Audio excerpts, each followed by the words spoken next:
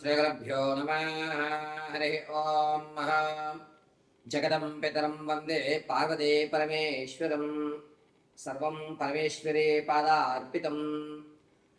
చాలా వరకు ద్వాదశ రాసుల్లో వారు ఎటువంటి దేవాలయాలు దర్శిస్తే మనకి మంచి జరుగుతుంది, నా స్థితి మారుతుంది, ఆర్థిక అప్పుల నుంచి ఏ విధంగా బయటపడడానికి మార్గాలు లభిస్తాయి అనేటువంటి విషయానికి వస్తే గనక మేషం నుంచి మొదలుకొని మీనరాశి వరకు ఎవరు, ఏ రాశి వారు, ఏ నక్షత్రం వారు ఎటువంటి దేవాలయాన్ని దర్శనం చేయాలి, ఒకవేళ కొన్ని కాలమాన పరిస్థితుల ప్రకారంగా సోతగో ఉన్నటువంటి వారు దేవాలయం దర్శనం చేయలేకపోతే తమ ఇంట్లోనే ఉండి ఏ భగవత్నామస్మరణ చేస్తే ఆర్థిక ఇబ్బందులు కానీ, అనారోగ్య సమస్య కానీ, మీరు అనుకున్నటువంటి స్థితి మారడం కానీ, సొంత ఇంటి కళ నెరవేర్చుకోవడం కానీ, వ్యాపారాలు ఏ విధంగా ప్రారంభం చేసుకోవాలి అనేటువంటి విషయాలకి ఎటువంటి దేవతారాధన, ఎటువంటి మాలను మనం ధరించడం, ఎటువంటి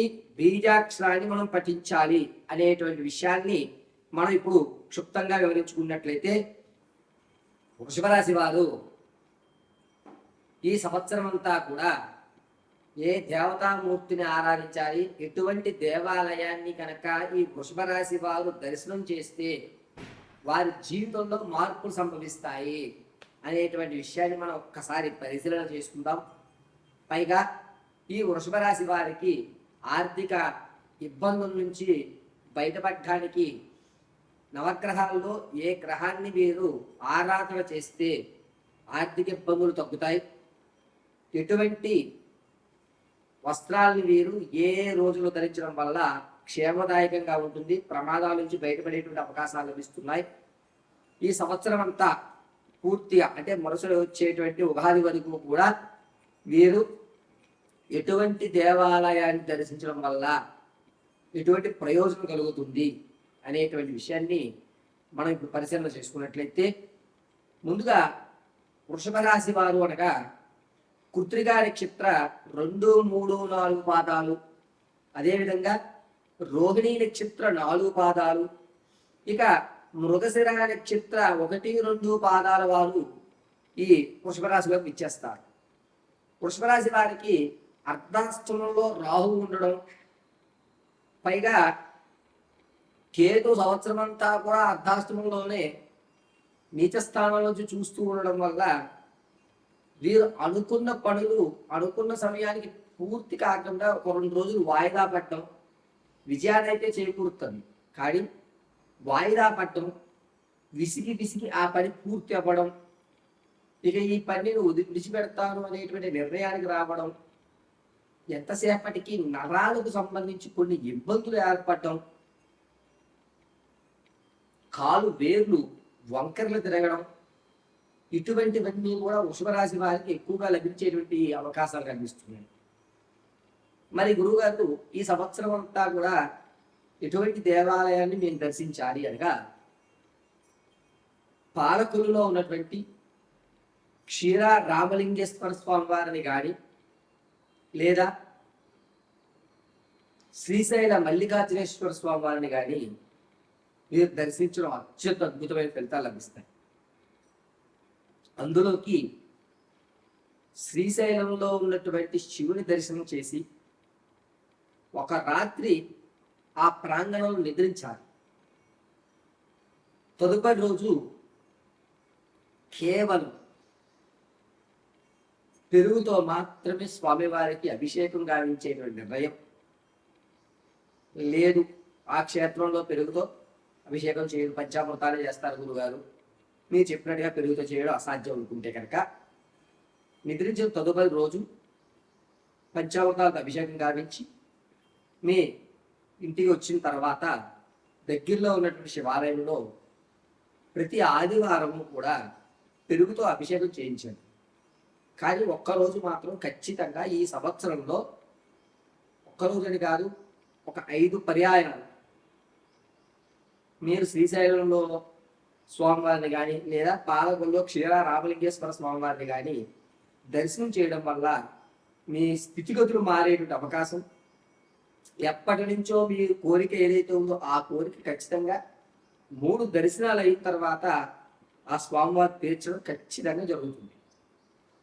కొంతమందికి కాలమాన పరిస్థితుల ప్రకారంగా ఈ సూతకాలు రావడం, లేకపోతే ఉద్యోగ పరిస్థితుల ప్రకారంగా వెళ్ళలేనటువంటి స్థితిగతుల్లో ఉన్నటువంటి వారు మరకత శివలింగాన్ని ఒకదాన్ని ఈ సైజు బొటన వేయుడు కంటే కొంచెం చిన్న సైజులో ఉన్నటువంటి మరకత శివలింగాన్ని ఇంట్లో ఒక పాత్రలో నీళ్లు పోసి, మట్టి పాత్రలో అందులో శివలింగాన్ని పెట్టి ధారాపాత్ర పెట్టుకుని వస్తే రుద్రనమ్మకం చెప్పుకుంటూ చేయండి.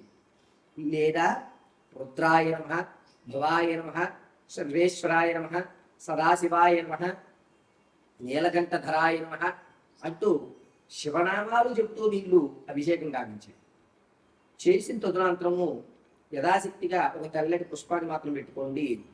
వృషభ రాశి వారికి ఈశ్వర అనుగ్రహం అనేటువంటి ఉండడం వల్ల మీ యొక్క ఆరోగ్య సమస్య కానీ, మీ కోరిక ఏదైతే ఉందో ఎప్పటి నుంచో ఓ ఇల్లు కొనుక్కోవడం, లేదా వ్యాపారాన్ని ప్రారంభం చేయాలని ఎప్పటి నుంచో అనుకుంటున్నా, తాత ముత్తాతల నుంచి రావాల్సినటువంటి ఆస్తి విషయానికి సంబంధించి కానీ, లేదా భార్యాభర్తల నుంచి గొడవ జరుగుతుంటే అవి తగ్గడం, ఇటువంటి అనేకమైనటువంటి సమస్యలకి కేవలము శివుని దర్శనం చేసుకోవడం వల్ల మాత్రమే వృషభరాశి వారికి కలిసి వస్తుంది. వీరు ప్రతి నిత్యము కూడా రుద్రాయ నమః, రుద్రాయ నమః అనుకోవడం అత్యంత శ్రేయస్కరం. కొంతమంది మరకత శివలింగాన్ని పెట్టుకుని ఎన్ని రోజులు చేయాలి గురువు గారు అంటే వచ్చేటువంటి ఉగాది వరకు చేయడం, ఆ తదనంతరం ఏదన్నా గంగార్పణం చేయడం చేయాలి.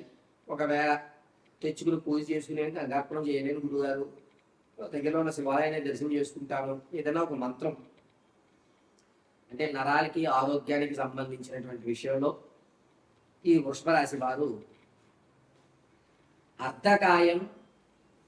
అర్ధకాయం మహావీరం చంద్రాదిత్య విమర్ధనం సింహికా గర్భ సంభూతం తం రాహుం ప్రణమామ్యహం అనేటువంటి మంత్రాన్ని చదువుకుంటూ ఉండడం వల్ల ఆరోగ్య సమస్యల నుంచి బయటపడుతుంటారు. ఈ వృషభ రాశి వారు ప్రతిరోజు కూడా ఒక 2 వేపాకులు నోట్లో నవ్వేసి ఒక గ్లాసు నీళ్లు తాగి తదునంతరము ఈ యొక్క మహామంత్రాన్ని చెప్పుకుంటూ ఉండడం వల్ల ఆరోగ్య సమస్యలు, నరానికి సంబంధించిన సమస్యలు తగ్గుతాయి. వీరు ఈ సంవత్సరంలో ప్రతిరోజు కూడాను చిటికెడు భస్మాన్ని తీసుకుని ఉత్తరాకారంగా ధరించండి. సోమవారం, అదేవిధంగా గురువారం, ఆదివారం ఈ 3 రోజులు తెల్లటి వస్త్రాన్ని ధరించడం అత్యంత ఆరోగ్యదాయకంగా ఉంటుంది వృషభ రాశి వారికి. వృషభ రాశి వారు అనుకున్న పనులు వాయిదా పడకుండా ఈశ్వరునికి మీరు ఈరోజు ఏదైతే ఇంట్లో అభిషేకం చేసుకున్నటువంటి నీళ్లు ఉంటాయో వాటిని మరుసటి రోజు ఉదయం చుట్టు మొదట్లో కాస్త వేసి ఒక 3 తీర్థాలుగా 3 సార్లు మీరు స్వీకరించడం వల్ల మీ యొక్క స్థితిగతులు, ఆరోగ్య సమస్యలు, మీ యొక్క కోరిక తీరేటువంటి అవకాశం ఎక్కువ కనిపిస్తుంది. ఈ వృషభ రాశి వారు ముఖ్యంగా క్షీరారామలింగేశ్వర స్వామి వారి దర్శనం పాలకొల్లు కానీ, లేదా శ్రీశైలం మల్లికార్జునేశ్వర స్వామి వారి కానీ దర్శించడం అత్యంత శ్రేయస్కరమైన విషయం. అంతేకాకుండా వీరు నిత్యము కూడా రుద్రాయణం అని చెప్పుకుంటున్నప్పుడు మెల్లో చిన్న రుద్రాక్షల మాలను ధరించండి, క్షేమదాయకంగా ఉంటుంది. ఈ సంవత్సరాంతంలో వచ్చేసరికి అక్టోబర్ తర్వాత నుంచి వృషభ రాశి వారికి ప్రమాదాలు జరిగే అవకాశం ఉంటుంది. కాబట్టి మీరు రేపటి నుంచి ఈ యొక్క ఈశ్వరారాధన చేయడం వల్ల అక్టోబర్లో మీ పెను ప్రమాదం ఏదైతే ఉందో అది పక్కకి తొలగేటువంటి అవకాశం లభిస్తుంది. కేవలము గ్రహ సంచారంలో వృషభ రాశి వారికి ఈ సంవత్సరాంతము కూడా ఏదో చెయ్యాలి అనేటువంటి తాపత్రయము, దారులు కనబడుతున్నా వెళ్దామని అనేటువంటి ఒక బద్ధకము, ఈ 3 ఏర్పడటం వల్ల కాస్త ఆలస్యంగా మీ యొక్క పనులు పూర్తవుతుంది.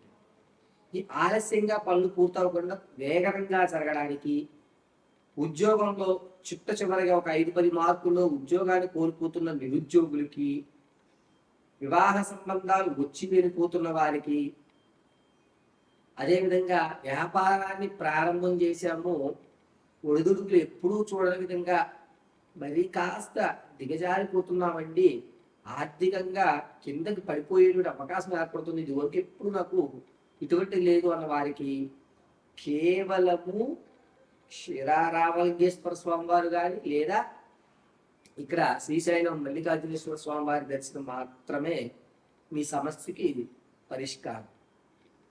కుదిరితే కాస్త ధనాన్ని వెచ్చించగలను గురుగారు నేను అనుకుంటే మీరు రుద్రహోమాన్ని చేయించుకోండి. రుద్రహోమం యొక్క ఖర్చు ఎక్కువగా ఉంది అనుకుంటే ఖచ్చితంగా ప్రతి నెలా 15 రోజులకు ఒకసారి నేను చెప్పిన దేవాలయాలు దర్శనం చేయండి.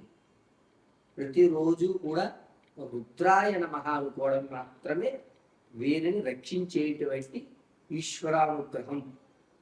పైగా ఈ యొక్క వృషభరాశి వారు ప్రతిరోజు కూడాను మీ ఇంట్లో ఉన్నటువంటి దేవుడి మందిరంలో కేవలం నువ్వుల నూనెతో మాత్రమే దీపారాధన చేయండి, అద్భుతంగా కలిసి వస్తుంది. ఇక ఈ వృషభరాశి వారు తమ యొక్క వ్యక్తిగతమైన జాతకాన్ని తెలుసుకోవడానికి కింద స్క్రోల్ నెంబర్ సంప్రదించండి.